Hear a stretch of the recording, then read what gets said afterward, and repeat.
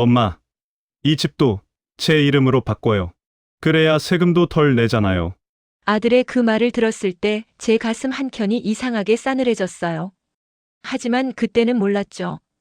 그게 제 인생에서 가장 큰 실수의 시작이 될 줄은요. 저는 정순이라고 합니다. 올해 75이에요. 평생을 식당에서 일했어요. 남편은 제가 32 때 교통사고로 세상을 떠났고 그때 뱃속에 있던 아이가 제 전부였습니다. 아들 하나 키우는 게 제 인생의 전부였어요. 새벽 4시면 일어나 시장에 가서 장을 봤어요. 5시면 식당 문을 열고 밤 11시가 넘어서야 문을 닫았죠. 손은 늘 거칠었고 허리는 늘 아팠어요. 하지만 아들 녀석이 학교에서 상장 하나 타오면 그 모든 게 다 잊혔습니다. 우리 아들, 엄마 자랑이야. 그렇게 말하면서 아들 머리를 쓰다듬던 그 순간들이 제겐 가장 행복한 시간이었어요. 아들은 공부를 잘했어요. SKY 대학은 아니었지만 그래도 서울에 있는 괜찮은 대학에 갔죠. 제가 하루에 15시간씩 일한 보람이 있었습니다. 대학 등록금, 생활비, 용돈까지 제가 다 보냈어요. 손님들이 사장님, 너무 무리하시는 거 아니에요? 걱정할 때마다 저는 웃으면서 대답했습니다. 괜찮아요. 우리 아들 잘 되는 게 제일 중요하죠. 아들은 졸업 후 중견기업에 취직했어요. 그리고 3년 후에 결혼했습니다. 며느리는 처음 봤을 때부터 좀 차가운 느낌이었어요. 하지만 제가 뭐라 할 수 있나요? 아들이 좋아하는 사람인데요. 결혼식 날 저는 제가 모아둔 돈에서 3천만 원을 축의금으로 줬어요. 며느리 쪽 하객들이 수군거리는 소리가 들렸습니다. 시어머니가 식당 하시나 봐. 손이 참 거칠어 보이네. 그 말을 들었지만 전 괜찮았어요. 제 아들이 행복하면 됐으니까요. 결혼 후에도 저는 계속 일했습니다. 아들 부부가 전셋집에 산다기에 보증금을 보태줬고 손주가 태어났을 때는 육아용품을 잔뜩 사다 날랐어요. 며느리는 제가 갈 때마다 그다지 반가워하지 않는 것 같았지만 아들이 좋아하니까 괜찮다고 생각했습니다. 그러던 어느 날이었어요. 아들이 집에 찾아왔습니다. 오랜만에 아들 얼굴을 보니 반가웠죠. 어머니, 제가 말씀드릴 게 있어요. 아들의 표정이 심각했어요. 무슨 일인가 싶어서 제 가슴이 철렁했습니다. 회사에서 큰 프로젝트를 맡게 됐어요. 그런데 자금이 좀 필요해서요. 또 돈 얘기였지만 저는 흔쾌히 통장을 보여줬어요. 얼마나 필요한데? 아들은 제 통장 잔고를 보더니 고개를 끄덕였습니다. 그런데 그 다음 말이 문제였어요. 엄마, 이 집도 제 이름으로 해요. 세금 문제도 있고, 나중에 상속세도 엄청 나올 거예요. 미리 증여하면 세금 덜 내잖아요. 저는 그 말을 듣고 잠시 망설였습니다. 이 집은 제가 30년 넘게 식당 일에서 마련한 유일한 재산이었거든요. 작은 아파트지만 제게는 세상 전부였어요. 아들아, 엄마가 이 집에서 계속 살 수 있는 거지? 제가 조심스럽게 물었습니다. 아들은 웃으면서 대답했어요. 당연하죠. 엄마, 제가 누군데요? 엄마 아들인데 그런 걱정은 하지 마세요. 그 말을 믿었어요. 피는 물보다 진하다고 했잖아요. 제가 10달 열흘을 뱃속에 품었고 25년을 키운 내 아들인데요. 일주일 후 아들과 함께 법무사 사무실에 갔습니다. 서류가 잔뜩 나왔어요. 복잡한 용어들이 가득했지만 아들이 여기 도장만 찍으시면 돼요라고 말했고 저는 그대로 했습니다. 도장을 찍는데 왜인지 손이 떨렸어요. 가슴 한쪽이 이상하게 시렸습니다. 하지만 아들의 환한 얼굴을 보니 제 불안감이 괜한 기우인 것 같았어요. 엄마, 감사해요. 제가 잘할게요. 아들이 제 손을 꼭 잡았습니다. 그날 저는 제 명의의 아파트와 통장에 있던 모든 예금 합쳐서 약 4억 원 정도 되는 전 재산을 아들에게 넘겼어요. 제 손에 남은 건 월세 받는 작은 상가 하나뿐이었습니다. 그것도 한 달에 80만 원 정도 나오는 작은 거였죠. 처음 한두 달은 괜찮았어요. 아들이 가끔 전화했고 명절에는 얼굴도 비췄습니다. 그런데 석 달쯤 지나면서부터 연락이 뜸해지기 시작했어요. 제가 전화하면 바쁘다는 말만 하고 끊었습니다. 6달쯤 됐을 때는 아예 전화를 받지 않았어요. 제가 아들네 집에 찾아갔습니다. 초인종을 눌렀지만 아무도 나오지 않았어요. 분명히 안에 인기척이 있는데도요. 저는 1시간을 문 앞에 서 있었습니다. 결국 며느리가 문을 열었어요. 어머니 갑자기 오시면 어떡해요? 연락하고 오세요. 며느리의 목소리는 차가웠습니다. 아니, 나 아들 좀 보려고. 지금 출장 중이에요. 한 달은 있어야 들어온대요. 그리고는 문을 닫아버렸습니다. 그날 집에 돌아오는 길 저는 계속 눈물이 났어요. 뭔가 잘못됐다는 걸 느꼈지만 아직도 제 아들을 믿고 싶었습니다. 1년쯤 지났을 때였어요. 명절이었는데 아들이 오지 않았습니다. 전화를 해도 받지 않았고 문자를 보내도 답이 없었어요. 며느리 번호로 전화했더니 번호가 변경되었습니다라는 안내 멘트만 들렸습니다. 저는 매일 핸드폰만 들여다봤어요. 혹시 아들한테서 연락이 올까 싶어서요. 밤마다 잠을 이루지 못했습니다. 내가 뭘 잘못했을까? 아들한테 부족한 게 있었나? 그런 생각만 하다가 날이 샜어요. 체중은 10kg이 빠졌고 머리는 새하얗게 새었습니다. 이웃들이 걱정했어요. 정순 씨, 왜 그렇게 수척해졌어요? 저는 괜찮다고 웃으면서 대답했지만 집에 돌아오면 소파에 주저앉아 울었습니다. 텅 빈 집에 시계 소리만 째깍째깍 울렸어요. 그 소리가 얼마나 크게 들리던지요. 2년이 지났습니다. 아들은 여전히 연락이 없었어요. 저는 가끔 아들 네 집 앞까지 갔다가 그냥 돌아오곤 했습니다. 초인종을 누를 용기가 없었거든요. 며느리의 차가운 얼굴이 떠올라서요. 그러던 어느 날이었어요. 구청에서 전화가 왔습니다. 정순 씨 맞으시죠? 댁 아드님 관련해서 조사할 게 있는데 구청으로 한번 방문해 주실 수 있으세요? 제 가슴이 철렁 내려앉았습니다. 무슨 일인가 싶어서 다음 날 바로 구청에 갔어요. 담당 공무원이 저를 보더니 안타까운 표정을 지었습니다. 어르신, 혹시 2년 전에 아드님께 재산을 증여하신 게 맞나요? 네, 그런데 무슨 일이에요? 제 목소리는 떨렸습니다. 아드님이 그 아파트를 팔았어요.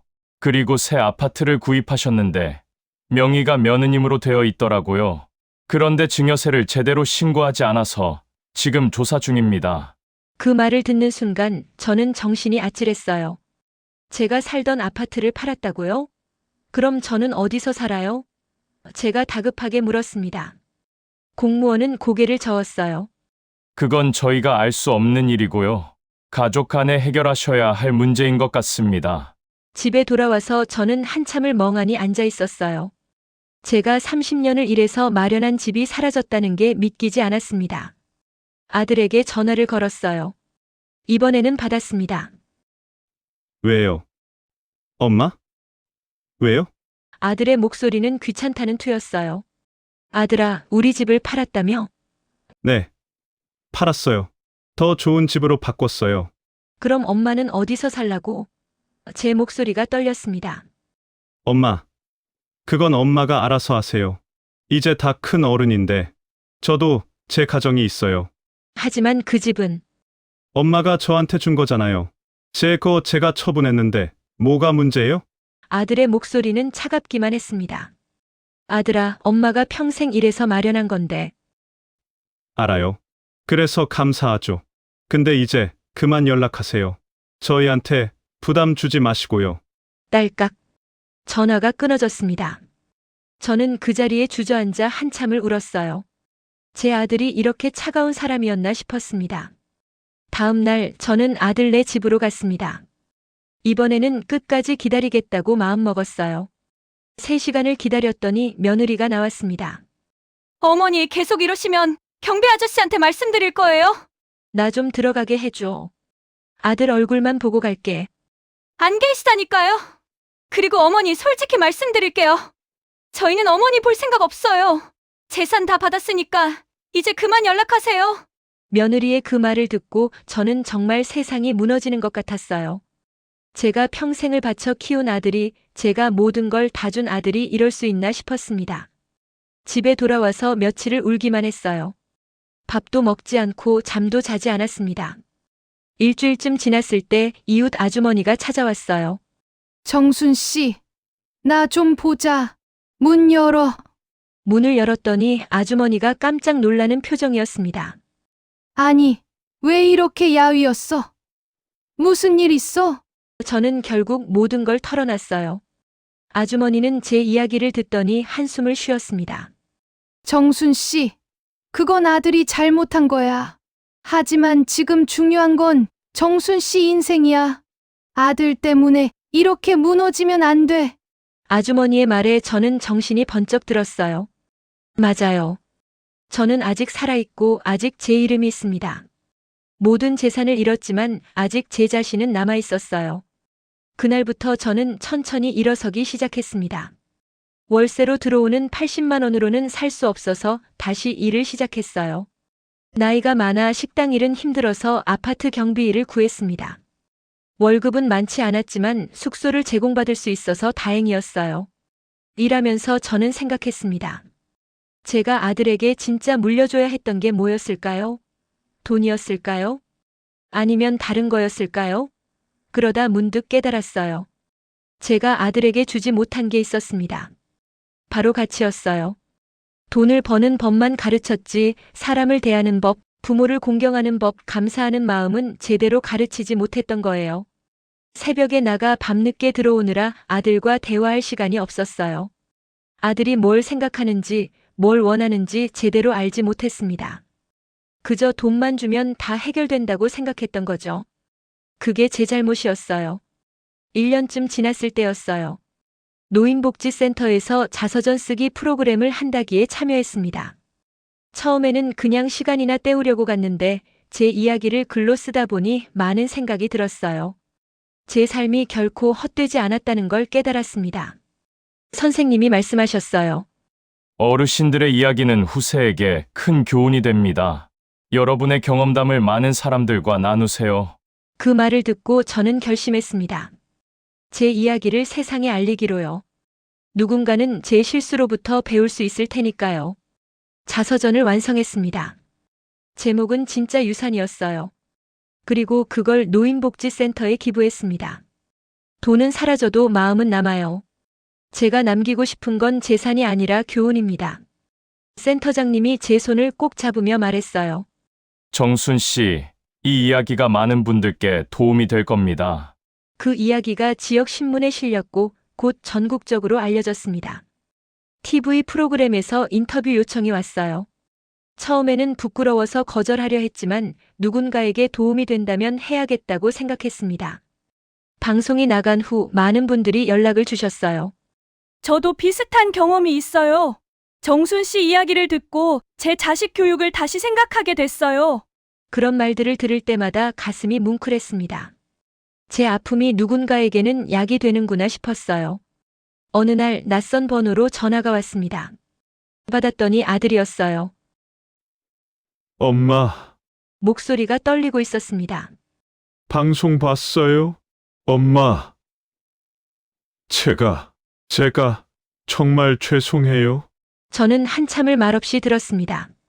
엄마 말씀이 맞아요. 저는 돈만 받고 진짜 중요한 걸 배우지 못했어요. 아들의 사과를 듣고 저는 눈물이 났어요. 하지만 예전처럼 쉽게 용서할 수는 없었습니다. 아들아, 엄마는 내가 다시 사람답게 사는 걸 보고 싶구나. 그게 엄마가 바라는 전부야. 네. 엄마, 시간이 걸리겠지만 제가 다시 시작할게요. 그 후로 아들은 천천히 변하기 시작했습니다. 한 달에 한 번씩 찾아와 안부를 물었고 제가 일하는 아파트까지 와서 식사 대접을 하기도 했어요.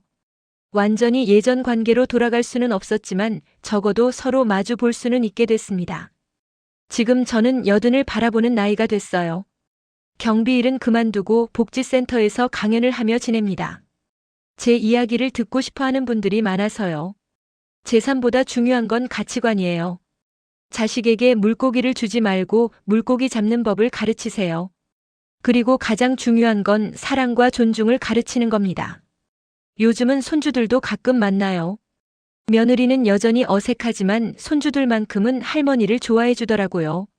제가 손주들에게 들려주는 이야기가 있습니다. 할머니는 너희 아빠에게 돈은 많이 줬지만 사랑 표현은 제대로 못했단다. 너희는 부모님께 사랑한다고 감사하다고 자주 말해라. 지난 시간을 후회하지 않는다면 거짓말이에요. 하지만 그 경험이 저를 더 단단하게 만들었습니다. 제가 잃은 건 돈이었지만 얻은 건 지혜였어요. 그리고 그 지혜를 많은 분들과 나눌 수 있게 됐죠. 가끔 생각합니다. 만약 제가 그때 재산을 증여하지 않았다면 어땠을까요? 하지만 이내 고개를 저어요. 그랬다면 저는 이 소중한 교훈을 얻지 못했을 테니까요. 인생은 참 아이러니합니다. 가장 큰 상실이 때로는 가장 큰 깨달음을 가져다 주니까요. 노인복지센터에서 강연할 때마다 저는 말합니다. 여러분의 인생 이야기는 보물입니다. 재산은 사라지지만 지혜와 경험은 영원히 남아요. 그걸 후세에게 전하세요. 그게 진짜 유산입니다. 청중석에서 고개를 끄덕이는 분들을 보면 제 아픔이 헛되지 않았다는 생각이 듭니다. 지금 제게 남은 건 많지 않아요. 작은 방 하나와 월세로 받는 얼마 안 되는 돈, 그리고 이 늙은 몸뚱이가 전부입니다. 하지만 제 마음은 어느 때보다 풍요로워요. 제 이야기가 누군가에게 도움이 되고 누군가의 인생을 바꿀 수 있다는 게 얼마나 큰 축복인지 모릅니다. 아들은 요즘 제 강연에 가끔 참석해요. 뒤편에 조용히 앉아서 제 이야기를 듣죠. 강연이 끝나면 다가와 말합니다. 엄마, 제가 배워야 할 게 아직도 많네요. 그럴 때마다 저는 아들의 어깨를 토닥이며 말해요. 천천히 하자. 우리에겐 아직 시간이 있어. 인생은 길고도 짧습니다. 돈은 중요하지만 그게 전부는 아니에요. 진짜 중요한 건 사람과 사람 사이의 마음입니다. 제가 평생을 일해서 모은 돈은 사라졌지만 제 이야기는 영원히 남을 거예요. 그게 제가 세상에 남기는 진짜 유산입니다. 여러분도 기억하세요. 자식에게 물려줄 가장 큰 유산은 재산이 아니라 가치관이라는 걸요. 사랑하는 법, 감사하는 법, 존중하는 법을 가르치세요. 그게 돈보다 훨씬 값진 선물입니다. 오늘도 저는 누군가의 부모로서, 누군가의 할머니로서, 그리고 한 사람의 인생 선배로서 제 이야기를 전합니다. 제 실수가 여러분의 교훈이 되길 바라면서요. 이 이야기가 도움이 되셨다면 구독과 좋아요 부탁드려요. 여러분의 응원이 제게 큰 힘이 됩니다. 감사합니다.